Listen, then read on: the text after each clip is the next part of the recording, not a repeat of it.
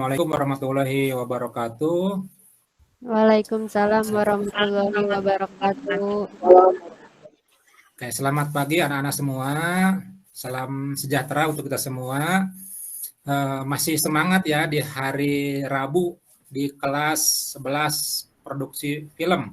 Ini adalah jam ketiga belajar PPKN di bab ke-9 yang nanti Bapak akan sampaikan materinya tentang ancaman terhadap negara kesatuan Republik Indonesia. Baik, sebelum kita mulai, tolong dirapihkan tempat duduknya, ditertibkan kembali alat tulis yang sudah tadi dipakai di pelajaran sebelumnya. Kemudian silahkan Pak Wahyu duduk di izin meja, ke toilet. Pak Wahyu duduk di meja. Nggak boleh gitu, Jang. Hey, turun, nggak boleh gitu. Tolong duduknya di kursi, jangan di meja. Itu kategori kurang baik tuh. Nggak boleh gitu ya. Oke. Silakan yang mau ke air dulu, tidak banyak keluar masuk selama pembelajaran. Apa Iwan? Mau izin ke Iwan kantin, bertanya. Pak. Oke, izin ke kantinnya jangan tanyakan sendiri aja, awas. Ya. Jangan Pak, bawa izin jajan Pak kelas. ke toilet dulu, boleh nggak? Boleh, sendiri Iwan aja. nitip Oke, cimol silakan, dong, tidak nitip lama cimol ya. Iwan nitip S2. cimol ya. Oke, hey, Oke, nanti semuanya, grup WA tolong aja ya. diperhatikan. Hey, semuanya tolong Ini disimak. kelasnya nakal banget ini. Kelasnya kelas Kita mau nakal. belajar. Hey. Tolong ya, didengarin dulu ya. Sekarang Yang ya. sabar ya, Pak Rio. Ya, tolong. Ini kelas ini produksi film ini lumayan hiperaktif juga nih memang kondisi realnya. Oke. Kita mau siap-siap belajar ya. Tolong yang sudah ke airnya silakan duduk kembali. Kemudian dibuka buku paket PPKN kelas 11-nya. Kita akan mulai di bab ke-9 yaitu tentang ancaman. Sebelum kita mulai, silahkan dipimpin oleh Ilham untuk berdoa di dalam hati. Silahkan Ilham. Baik Pak, yuk silahkan teman-teman. Doaan. Oke, siap. Terima kasih ya Ilham. Ilham ini ketua kelas yang ini baik memberi contoh ya. Baik, kita mulai saja dengan pembelajaran ini dimulai dengan membaca basmalah bersama-sama. Oke, bismillahirrahmanirrahim. Baik, di kelas kita ini ada berbagai macam karakter dan kondisi ya. Jadi Bapak akan mencoba memahami pembelajaran ini dengan karakter masing-masing. Baik, di materi ini kita akan membahas tentang menganalisis kasus-kasus ancaman yang masuk ke dalam negara kesatuan Republik Indonesia. Kira-kira di sini ada yang tahu tidak itu ancaman apa itu ancaman atau bentuk ancaman itu seperti apa sih? Yuk, silakan. Iya Pak, mau jawab Pak, Ilham Pak. Mau gimana? Silakan. Kalau menurut Ilham itu ancaman itu sesuatu yang mengganggu kita Pak. Mengganggu jiwa, ya? pemikiran, mengganggu ketenangan gitu Pak. Ilham Kayak Wahyu nih Pak, sering mengganggu nih. Ini Wahyu Pak. Wahyu, boleh gitu. gitu. Cuma ngeganggu aja gitu Pak. Suka ngupil Pak, gitu. Disimpan di bawah meja upilnya Pak. Oi, apa itu nggak boleh? Ada lagi. Oke, terima kasih Ilham ya. Ini ketua kelas nih memberi contoh di awal. Oke, Eno, mangga Eno. Ya, ancaman itu segala sesuatu yang menimbulkan rasa takut, Pak. Contohnya, kemarin saya nggak kasih nyontek ulangan ke Ilham, Pak. Saya diancam Ilham. Wah, katanya Ilham ini saya mau disobek sama Ilham, Pak. Nggak boleh. Mentang-mentang ketua kelas ya, dia melanggar kekuasaannya ya. Nggak boleh itu. Nanti Bapak laporkan Eno ke cepu, Pak. Eno cepu, okay. Pak, cepu. Oke, ya, apapun itu ya, yang penting itu tidak boleh ya, baik Eno maupun Ilham, mau cepu, mau izin mencontek, tidak boleh ya. Baik, kita bahas ke materi tentang ancaman ini, kita harus bersyukur ya, tinggal di negara Indonesia, yang mana negara kita adalah negara yang sangat disukai oleh penjajah ya, sejarah kita sudah diancam sebanyak kurang lebih 6 negara ya. Ada yang tahu negara mana saja yang pernah menjajah Indonesia? Jepang, Belanda, Portugis. Spanyol. Spanyol. Oke, yang tahu urannya ada yang tahu nggak? Yang tahu tanya dari mulai negara pertama sampai terakhir. Dede, Enggak, Pak. Dede udah hidup di zaman penjajahan, Nggak Pak. tahu, Pak. Nggak tahu. Dede udah hidup di zaman Dede, penjajahan, Pak. mana Tahu, Pak. Dede, Dede, Dede ada Dede? Bapak Ilham nakal, Bapak. Gak boleh kayak gitu. Nggak sopan itu. Baik. Itu termasuk ancaman itu ya? Iya. Iya. Itu sudah. Saya dibully, Bapak. Oke, nanti masuk pelanggaran HAM tuh nanti. Oke. Ancaman negara yang pernah menjajah Indonesia yang pertama adalah Spanyol ya, kemudian dilanjutkan oleh Portugis, kemudian oleh Inggris, kemudian oleh Prancis, yang berikutnya adalah Belanda yang kita tahu paling lama, dan terakhir adalah negara Jepang. Jadi sudah 6 negara, artinya negara-negara itu sangat mencintai Indonesia dalam mengambil sumber daya alamnya gitu. Artinya itu ancaman yang jauh sebelum kita merdeka sudah ada gitu. Bahkan sampai sekarang pun bentuk ancaman itu masih sangat banyak gitu. Nah, kita akan mencoba membahas itu di pertemuan ini tentang ancaman. Nah, di sini setelah adanya materi ini, setelah belajar ini, kalian diharapkan dapat memahami ancaman terhadap bidang ideologi, politik, ekonomi, sosial, budaya, dan pertahanan keamanan dalam membangun integrasi nasional. Nanti kalian akan belajar diskusi kelompok dengan menggunakan metode jigsaw. Jadi Bapak akan bentuk kalian menjadi 6 kelompok ya, menjadi 6 kelompok yang kemudian kelompok itu ada kelompok ahli dan ada kelompok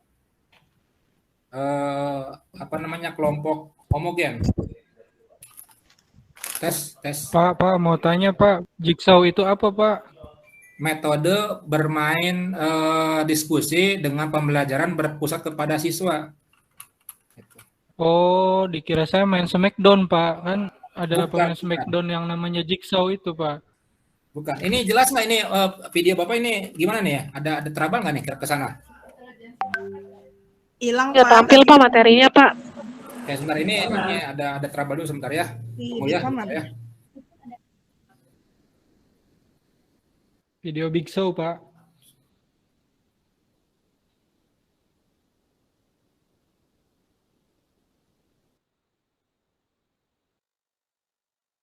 Iwan, mana tadi S-nya? Tadi kan saya udah nitip. Nanti aja Ike, nanti dimarahin sama Pak Rio.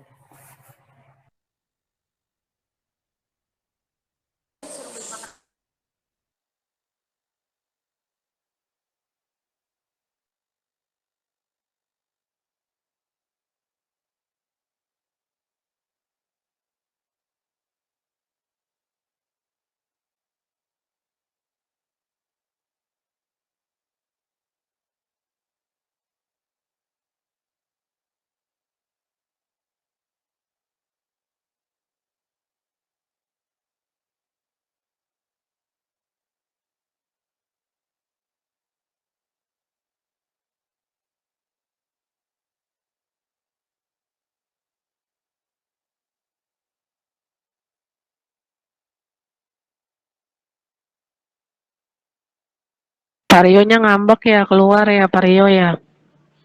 Tes, punten. Ini ada trouble di Bapak ya. Oh iya Pak. Sudah bisa dimulai ya. Oke ya. Kita akan coba tayangkan video yang bisa kalian saksikan, nanti dibagi menjadi 6 kelompok. Tadi tentang jigsaw ya, maaf ada trouble dulu. Nanti ada 6 kelompok itu saya akan coba membagi untuk kelompok ideologi. Nanti di jigsaw-nya ini itu ada Eno ya, tolong ya, Eno nanti jadi ketua kelompok di kelompoknya pembahasan ideologi. Berikutnya ada politik, itu dipimpinnya oleh Ike ya, kalau ketua kelompoknya. Kemudian ada ekonomi, itu di bawah komandonya Pinkan ya. Kemudian untuk sosial itu Ilham ya, Ilham nanti di kelompok sosial. Kemudian kelompok budaya itu ada Iwan ya, Iwan tolong nanti dikondisikan di kelompok budaya. Dan terakhir adalah pertahanan keamanan, itu di kelompoknya Dede ya nanti. Nah, kita akan coba dulu tayangkan video dulu supaya kalian memahami contoh dari video ini, bentuk dari ancaman terhadap integrasi nasional. Silahkan Asik, disaksikan. nonton asik. Ya. Ya. Coba kalian amati peta tersebut. Kalian dapat menunjukkan dan melihat posisi negara Indonesia yang berada di tengah-tengah dunia. Kemudian dilewati garis khatulistiwa, diapit oleh dua benua, Tolong ya ditulis yaitu ya, kita benua biasakan Asia menulis dan ini benua materinya tentang Australia, apa, nanti serta dianalisis berada oleh di kalian. antara dua samudra, yaitu Samudra Hindia dan Samudra Pasifik. Kondisi tersebut menunjukkan bahwa wilayah Indonesia berada pada posisi silang yang sangat strategis dan ideal. Posisi silang yang diberikan Tuhan kepada negara Indonesia tidak hanya meliputi aspek kewilayahan saja, melainkan meliputi pula aspek-aspek kehidupan sosial, antara lain sebagai berikut.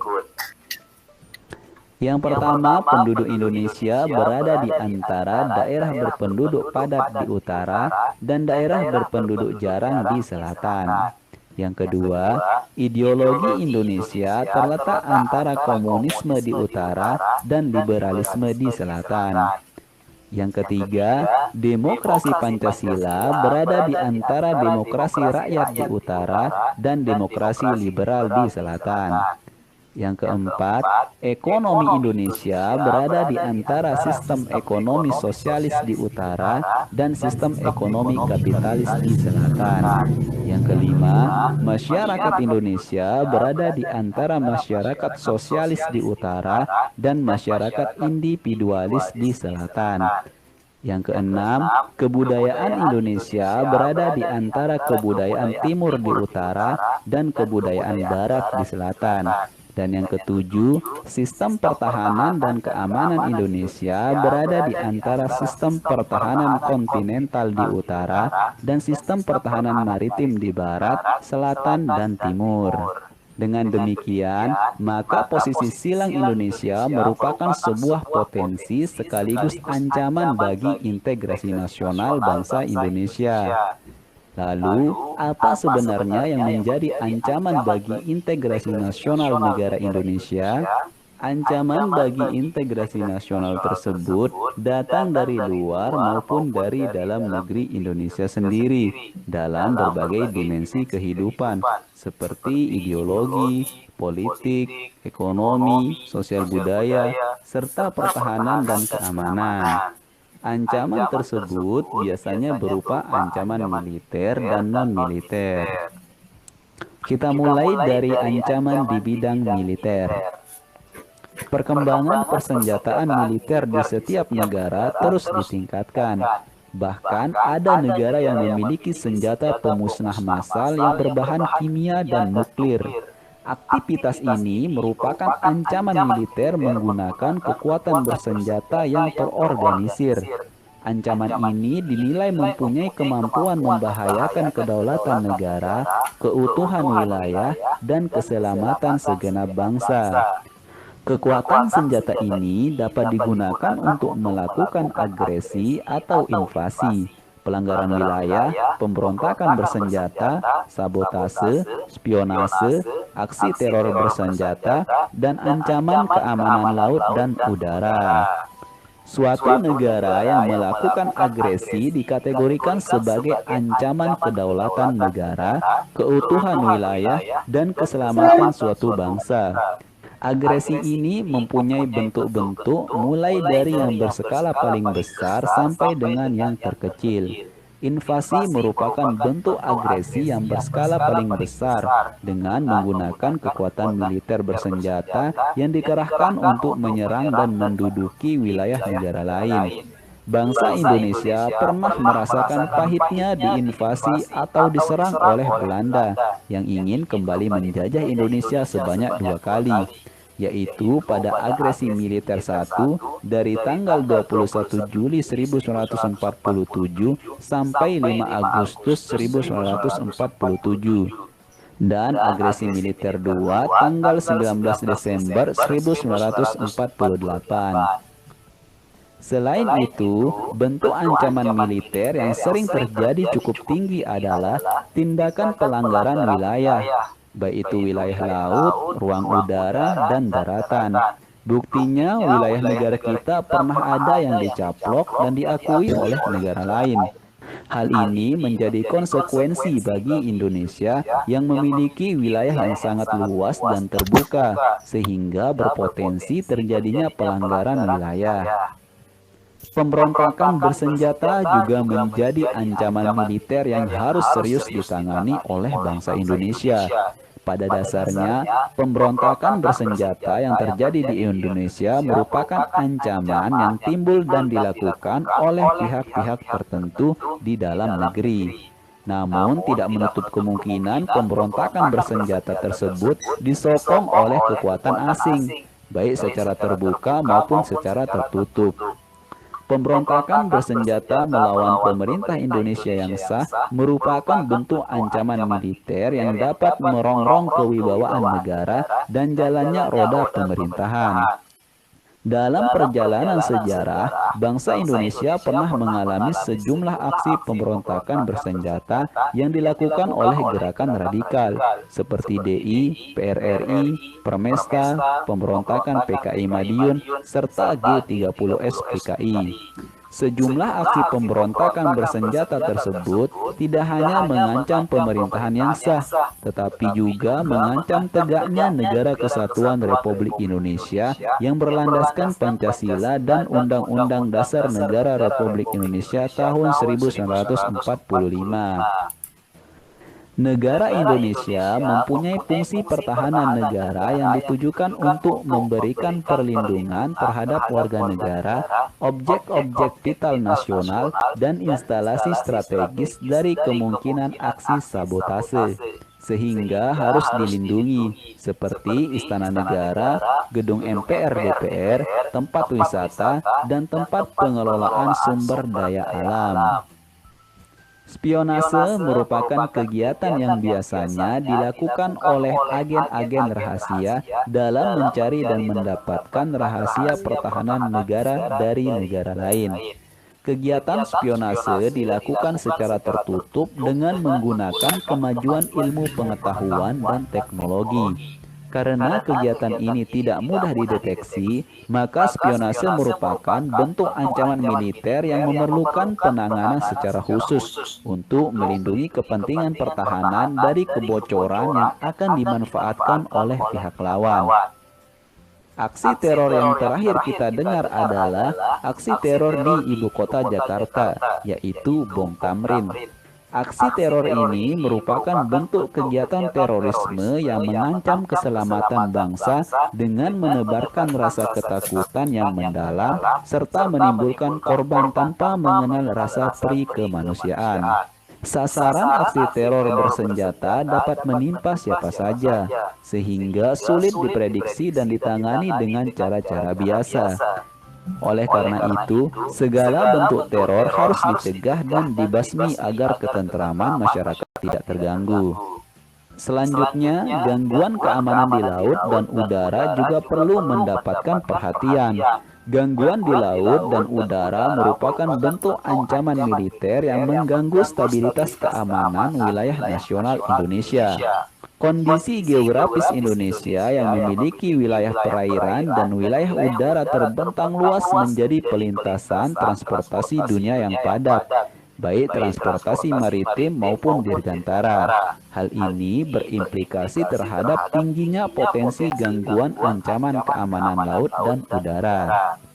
Adapun bentuk-bentuk gangguan keamanan di laut dan udara yang harus mendapat perhatian dalam penyelenggaraan pertahanan negara, yaitu pembajakan atau perompakan, penyelundupan narkoba, penyelundupan senjata, amunisi, bahan peledak atau bahan lain yang dapat membahayakan keselamatan bangsa, penangkapan ikan secara ilegal, pencurian kekayaan di laut, dan pencemaran lingkungan.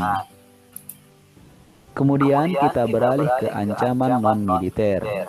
Ancaman non-militer pada hakikatnya merupakan ancaman yang menggunakan faktor-faktor non-militer, dinilai mempunyai kemampuan yang membahayakan kedaulatan negara, kepribadian bangsa, keutuhan wilayah negara, dan keselamatan segenap bangsa. Ancaman ini salah satunya disebabkan oleh pengaruh negatif dari globalisasi. Globalisasi yang menghilangkan sekat atau batas pergaulan antar bangsa secara disadari atau tidak telah memberikan dampak negatif yang kemudian menjadi ancaman bagi keutuhan sebuah negara, termasuk Indonesia. Ancaman non-militer diantaranya dapat berdimensi ideologi, politik, ekonomi, dan sosial budaya. Ancaman non-militer memiliki karakteristik yang berbeda dengan ancaman militer, yaitu tidak bersifat fisik serta bentuknya tidak terlihat, seperti ancaman militer. Contoh ancaman non-militer seperti pengaruh gaya hidup kebarat-baratan, sudah tidak mencintai budaya sendiri, tidak menggunakan produk dalam negeri, dan sebagainya. Nah, demikian. Baik, itulah video yang bisa Bapak tampilkan ya terkait dengan ancaman di negara Indonesia ya. Tolong disimpulkan atau bisa ditanggapi. Hera mungkin bisa menanggapi ya tadi ancaman militer atau non militer. Mau yang mana Hera nanggapinya? Ayo. Itu Bapak, sayanya masih belum paham itu sama materinya Pak. Jadi saya mau bertanya ya Pak, boleh Pak bertanya Pak? Jangan dulu, ini nanggapi dulu video, belum dibuka. Oh nanggapin video dulu ya? Iya. Oh gitu, ya saya sih nanggapin tadi video Pak, ancaman apa terhadap NKRI tadi yang militer sama non militer ya Pak ya? Ya. Oh, ada sabotase tadi tuh Pak. Iya. Apa itu sabotase? Apa tadi ya Pak, saya lupa Pak sabotase itu Pak. Oke, Rita yang bisa bantu nggak jawab? Gimana? Ike, Pingkan. Ya Pak, Rita, pertanyaannya nggak kedengaran Pak. Nah, apa tanggapan Pingkan? Tadi yang ancaman itu yang militer sama non militer. Tentang ancaman. Ya. Pak, sebentar Pak, tentang ancaman militer Pak. Ya. Nah, ancaman militer itu kan ancaman yang memakai senjata. Tadi contohnya ada spionase, ada sabotase. Kalau spionase itu tindakan memata-matai. Kalau sabotase yang saya tahu itu pengerusakan, misalkan fasilitas negara seperti itu Pak. Oke, ya. Terima kasih Pingkan. Sama Bapak. Iya Bapak. Ya. Tadi saya juga baru ini ternyata Pak baru ingat kalau sabotase itu ini apa ya? Apa namanya perusakan yang dilakukan secara terencana ya Pak ya, baik yang disengaja maupun yang itu ya Pak ya. Terus sehingga menimbulkan kehancuran ya Pak. Dan efek ya kayak gitu ya Pak. Ya, Hera pintar juga ya. Itu di buku apa Hera? Ayo barusan baca buku ya. Iya Pak, ternyata di paket saya ada Pak. Jadi saya baca nih Pak di paket itu paketnya Pak. Nah, makanya kalian sudah biasa ya. Oke, di bukunya itu dibaca ya. Jadi biasakan literasi ya. Iya, bahwa Pak. buku itu sebagai jendela dunia. Baik, tadi video tadi adalah bentuk dari ancaman yang nyata ya di negara Indonesia dari ancaman militer maupun non militer. Tadi ada juga ancaman-ancaman contoh yang sudah disampaikan oleh Pingkan. Kemudian ada juga yang tentang non militernya, yaitu ada tentang politik, ideologi, kemudian ada lagi budaya hedonisme ya, ada yang suka nonton drama Korea nih di sini nih Rita nih, ya awas nih jangan kebiasaan kelamaan nonton drama Korea nanti jadi lupa belajar, nanti tugasnya jadi malah yang nama-nama budaya Korea ya Rita ya, boleh nonton tapi pahami itu tujuannya untuk hiburan saja bukan untuk hal-hal yang negatif dan hal-hal yang merusak kepada budaya kita ya. Baik, Bapak akan bagi kelompoknya menjadi 6. Tadi ya sudah disampaikan di awal, yaitu ada Eno, ada Ike, ada Pingkan, ada Ilham. Nanti tadi Iwan katanya izin dulu ya, ada orang tuanya, kemudian diganti oleh Hestu ya, Hestu ganti ya Iwan ya. Kemudian oleh Dede bisa ya. Nah silakan nanti yang tadi Bapak sebutkan untuk maju ke depan untuk menganalisis bentuk ancaman. Kalau Eno tadi dalam ideologi, nah tadi ada contoh tentang komunisme ya dari video tadi, silakan dianalisis dan contoh-contoh nyata di Indonesia.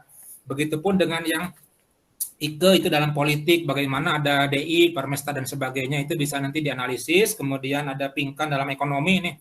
kemudian ada sosial itu di Ilham nanti yang tugasnya dianalisis, budaya oleh tadi Hestu ya, dan terakhir adalah pertahanan keamanan oleh Dede.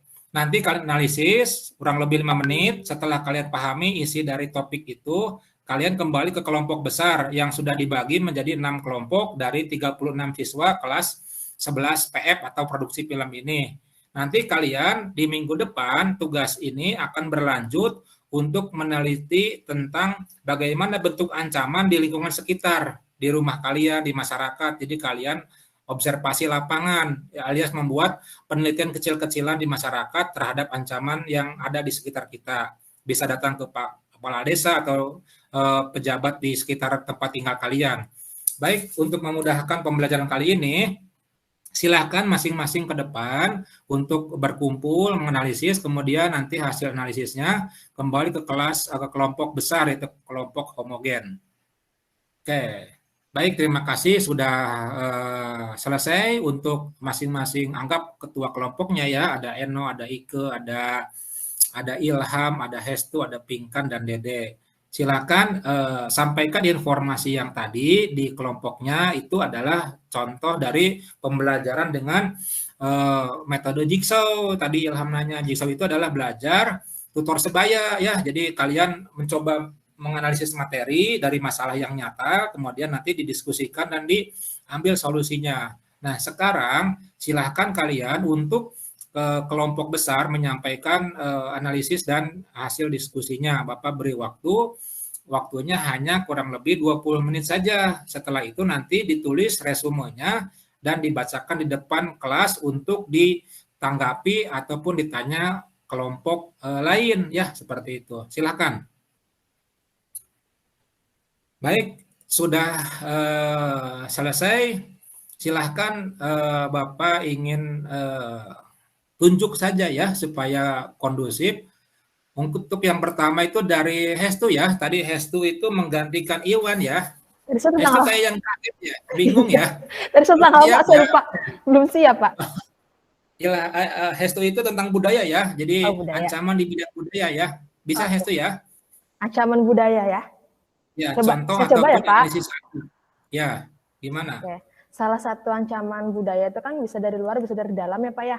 Kalau dari dalam misal kayak ya kita luntur kesadaran untuk membudayakan budaya-budaya yang ada dari tradisi kita, kayak misalnya kita tuh lupa kita di sekolah jarang menampilkan atau eskul budaya tari lah misalnya, itu jarang diadakan. Adanya misalnya kayaknya budayanya itu tarinya misalnya tari modern gitu, itu kan mungkin akan memperluntur. Itu kalau dari dalam ya kesadaran. Tapi kalau yang dari luar itu ya yang tadi mungkin Bapak sampaikan ya, salah satunya dengan adanya kita suka nonton drama Korea, begitupun saya gitu ya Pak ya, saya sampai tahu gitu ya cerita-cerita beberapa dari sekian banyak drama itu. Nah itu juga kalau kita kurang bisa memfilternya ya berarti kita ada terbawa lah, misalnya dalam hal berbicara gitu kan, seperti annyeonghaseyo gitu atau lain-lain gitu sih Pak. Mungkin kalau sedikit-sedikit sih nggak apa-apa, tapi kalau terlalu berlebihan maka itu perlu ada filter dan direm lah gitu Pak kalau dari saya. Terima kasih Pak. Siap. Oke, Hestu luar biasa jawabannya ya, sangat sempurna, baik, sudah memahami ya. Artinya Hestu menangkap materi yang disampaikan tadi ya di diskusi kelompok ahli dengan kelompok homogennya ya. Baik, berikutnya Bapak ingin sapa ke Ilham ya. Ilham tadi tentang sosial ya, bagaimana ancaman sosial itu yang terjadi di negara Indonesia. Silakan Ilham. Ilham. Halo. Iya, mangga Ilham. Oke Bapak, terima kasih Bapak. Dari kelompok saya, kelompok sosial, kita sudah melakukan analisis. Di antaranya masalah-masalah ancaman sosial itu ada yang datang dari dalam negeri maupun dari luar negeri. Ancaman dari dalam negeri itu berupa kemiskinan, terus rendahnya kualitas sumber daya manusia kita. Ada juga ancaman ketidakadilan ya. Kalau sekarang banyak banget tuh orang-orang yang tidak diperlakukan dengan adil ya. Apalagi rakyat jelata ya Pak ya, kayak kita itu nggak dapat keadilan. Terus ancaman dari luar negeri itu adanya gaya hidup dari luar seperti tadi budaya Korea, budaya Barat, ya budaya individualis, itu ya hedonis, konsumtif, terus juga apatis, ya tidak lagi mencintai budaya Indonesianya sendiri, gitu Pak. Itu Pak, untuk mengatasinya ya kita pikir bareng-bareng aja deh nanti ya. Siap, oke Ilham, terima kasih. Wah luar biasa ini ketua kelas kita ya sudah sangat jelas. Oke, Hestu dan Ilham sudah mewakili kelompoknya. Berikutnya Bapak ingin sapa ke Eno. Ya Eno mangga. Ya. Tadi saya bidang apa ya Pak? Kelompok saya. Gimana? Ya bidang apa Pak? Bener Pak tadi Pak? Ideologi. Oh, saya cuma tes Bapak aja, takutnya Bapak lupa ngasih tugas ke kelompok lain. Wah, ini kacau ini, guru dites-tes, bukan kebalikan ini. Aduh, ini gimana Ilham nih, anak buahnya? Ayo tolong dijawab Eno ya. Contoh ideologi. Baik Bapak, pada prinsipnya ancaman berdasarkan hasil diskusi kelompok saya, gitu ya Pak ya. Jadi ideologi, ancaman dalam bidang ideologi ini karena Indonesia dalam demografinya terhimpit di antara ideologi tadi ada komunis dan juga liberalis ya. Maka dari itu sebetulnya dalam bidang ideologi ini Indonesia banyak ancamannya. Kemudian yang terbesar fenomena yang sekarang itu menurut kelompok kami, Indonesia ini lebih banyak diancam oleh ideologi komunisnya. Tetapi pada prinsipnya ideologi yang digunakan saat ini di Indonesia adalah ideologi Pancasila yang dirumuskan oleh para founding father bangsa ini. Nah, tugas kita sebagai warga negara yang baik, ya atas bimbingan Bapak Rio, ya kita harus mengamalkan nilai-nilai Pancasila dan menjaga kerukunan, menjaga persatuan dan kesatuan. Sama itu tuh Pak, kelompok tadi tuh Pak, kelompok 2 rusuh banget Pak. Itu kayaknya dia nggak mau bersatu nih Pak sama kelompok lainnya Pak. Kelompok 2 tuh Pak. Nanti kita observasi ya untuk kelompok 2 ya. Itu aja Pak Ilham ya. Siap. Oke. Terima kasih Pak. Itu jawabannya ya. Iya Pak. Oke, siap. Terima kasih Eno ya. Berikutnya Bapak ingin sapa ke Ike. Ayo ke ideologi politik ke. Baik Bapak, jadi ancaman di bidang politik itu contohnya seperti terorisme ya Pak ya. Terorisme dalam perspektif politik dan hukum menyatakan bahwa terorisme internasional merupakan penggunaan ancaman kekerasan tanpa pandang bulu, baik itu kepada musuh maupun sekutu dalam mencapai tujuan, di mana paham-paham radikal yang berakar dari suatu kelompok negara tertentu bisa menyebarkan negara lainnya. Umumnya, selain menyebar teror, kelompok teroris juga ingin menyebarkan paham yang mereka anut dan mengganti ideologi negara yang tidak sesuai dengan kehendaknya.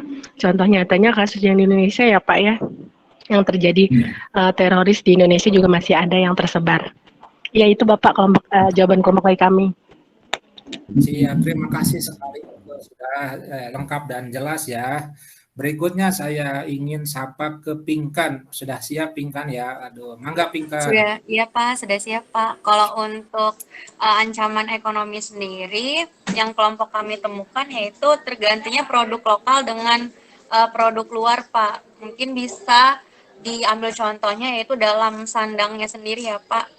Yang produk-produk dalam negeri yang memang mungkin kualitasnya masih kurang, lalu minat masyarakatnya lebih banyak tertarik dengan produk-produk buatan luar seperti itu Pak, kalau dari ancaman ekonomi. Oke, cukup. Tapi kalau strateginya menurut saya ya harus harus ditingkatkan lagi mutu dari produk lokal itu sendiri. Apalagi kan kalau dalam sandang contohnya yang sekarang lagi hype di anak muda itu kan Erigo. Nah, Erigo ini kan juga sudah lumayan bagus ya Pak, kayak gitu, malah sudah sampai ke Fashion Week di Amerika kayak gitu. Jadi istilahnya mutunya sih harus lebih ditingkatkan lagi. Oke, siap. Cukup Pinkan. Oke, terima kasih Pinkan. Berikutnya yang terakhir adalah dari Dede dari bidang pertahanan dan keamanan. Ayo Dek, terakhir Dek, sesuai namanya. Iya Bapak. Gimana deh? Jadi, ancaman di bidang pertahanan dan keamanan itu misalnya agresi militer, terus adanya perebutan wilayah, terus pemberontakan bersenjata, terus adanya aksi teror yang sering terjadi di Indonesia gitu, Pak. Nah, ini ancaman ini sangat membahayakan Bapak jika tidak ditanggulangi karena bentuknya militer gitu. Mungkin seperti itu, Bapak. Siap, cukup Dede ya. Iya. Oke, baik. Terima kasih Dede. Terima kasih. Oke, tepuk tangan untuk kita semua ya, kelompok yang sudah menampilkan dari kelompoknya ideologi sampai pertahanan keamanan. Nah, Bapak simpulkan bahwa ancaman itu dibagi dua ya, ada ancaman militer maupun ancaman non-militer.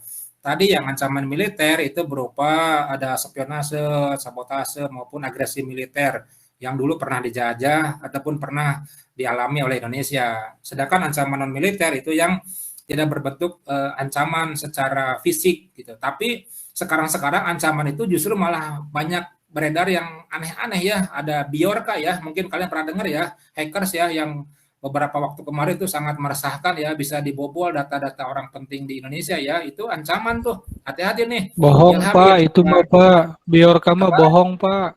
Oh, bohong ya? Bjorka mah bohong, anggarannya udah naik, Bjorkanya hilang Pak. Anggaran iya. buat ini, intelijennya udah naik, hilang Bjorkanya. Tuh kan kita mah kadang jadi rada ini ya, maksudnya gampang dibohongi info-info yang memang sepintas-sepintas itu secara tidak langsung itu bisa jadi keancaman bagi kitanya karena kita sudah damai, tentram kan itu ya. Kemudian banyak juga ini perilaku-perilaku anak muda ya di kita yang tawuran ataupun yang perilaku-perilaku hal-halnya yang sudah kita bahas di materi sebelumnya tentang pelanggaran HAM itu banyak sekali tuh kenakalan remaja ya di Indonesia gitu ya yang masuk dalam ancaman tuh di bidang sosial budaya ini yang nonton budaya negara lain atau budaya asing tuh yang masuk ke Indonesia termasuk dari makanan tuh yang sedang tren di negara kita di saat-saat ini.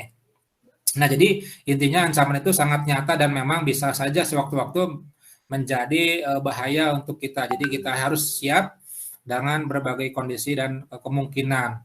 Baik, minggu depan kalian sudah membuat analisis dari penelitian sederhana di lapangan ya. Nanti dibuat di jurnal, bisa ditulis tangan atau bisa ditik. Itu menggunakan file Word, kemudian Times New Roman, fontnya 12 dengan rata kiri rata kanannya itu 2,5. Silakan kalian observasi judulnya apa, dengan siapa yang jadi narasumbernya, kemudian dokumentasikan dan nanti minggu depan akan disampaikan di depan kelas hasil dari tugas itu atau tugas penelitian sederhana. Nah, itu adalah bagian dari pembelajaran kita dengan menggunakan model problem based learning atau pembelajaran memecahkan masalah tentang bentuk ancaman nyata di lingkungan sekitar kita. Ada yang mau bertanya? Ini anak-anak. Sebentar lagi bel istirahat ya. Oke, iya, ada Pak, yang bertanya? lagi istirahat, Pak. Saya mau bertanya, 2 menit lagi tuh. Oke, ada yang bertanya nggak? Saya mau bertanya, Pak. Boleh. Iya, Bapak. Tadi kan itu kan ada tuh, Pak, ancaman di bidang kebudayaan. Ya, budaya Indonesia kan sudah diancam oleh budaya asing lagi ya, Pak ya. Itu cara mengatasinya bagaimana ya, Pak? Yang paling simpel dan paling mudah ya, Pak? Oke, siap. Pertanyaan bagus nih, Eno. Cara termudah adalah bagaimana kita mematenkan hak budaya kita di UNESCO ya. Itu kan UNESCO bidangnya. Jangankan untuk mempertahankan, kadang kita sendiri budaya kita tidak dilestarikan oleh kita. Nah, bentuknya adalah bagaimana dibiasakan dalam kurikulum sekolah diadakan bentuk-bentuk kegiatan tarian sederhana atau budaya-budaya lokal sederhana di kita, bentuk dari upaya melestarikan. Bapak datang ke Malaysia tahun 2015 dulu itu banyak budaya kita yang diambil oleh mereka seperti wayang kulit, kemudian tari-tarian, kemudian kesenian reog dan sebagainya itu diklaim oleh mereka bahwa itu adalah budaya mereka. Tetapi dianalisis hasil dari temuannya banyak warga kita yang jadi tenaga kerja di sana kemudian berpindah ke warganegaraan dan melestarikan budaya kita di sana dengan diakui dan dihargai jasa mereka sehingga mereka menjadi warga negara sana termasuk budaya kita. Nah, itulah pembelajaran hari ini. Alhamdulillah sudah selesai semua ya. Mari kita membaca hamdalah bersama-sama. Alhamdulillahirrahmanirrahim. Pelajaran selesai. Materinya sudah disampaikan, diskusinya sudah dapat. Minggu depan kita teruskan kembali. Bel sudah membunyikan sepertinya. Terima kasih. Mohon maaf apabila ada salah-salah kata. Kita akhiri pertemuan kali ini. Bapak ucapkan Assalamualaikum warahmatullahi wabarakatuh. Waalaikumsalam warahmatullahi wabarakatuh.